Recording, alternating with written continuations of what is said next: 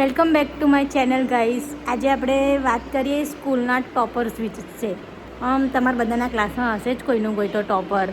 બહુ જ ભણ કરે નહીં, અને ટીચરનો ચમચો, ખાસ ટીચરનો ચમચા તો હોય જ. ટીચર ક્લાસમાં આવે ને એટલે ટીચર આજે ટેસ્ટ લેવાનો હતો, આજે તો આ હતું, હોમવર્ક ચેક કરવાનું હતું, નોટબુક ચેક કરવાની હતી, અને એવી રીતે ચમચાગીરી કરે. ટીચરના ફેવરેટ બી હોય એ લોકો તો.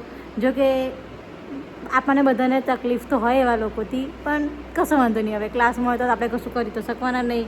આપણે હોમવર્ક ના કર્યું હોય, એમને હોમવર્ક કર્યું હોય એટલે ચમચાગીરી તો કરે જ. અને વાંચે એટલે ઓહો, એક્ઝામ આવે.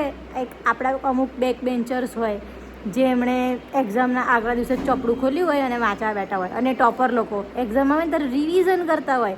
બધું વંચાઈ ગયું હોય, આખી ગ્રાઇડ પહેલાં પાનાથી છેલ્લા પાના સુધીનું બધું જ. એટલા બધા હોશિયાર અને વાંચ કરે નહીં. સવાર પડે ત્યારથી એડવાન્સમાં ઉઠી જાય વહેલા રોજ.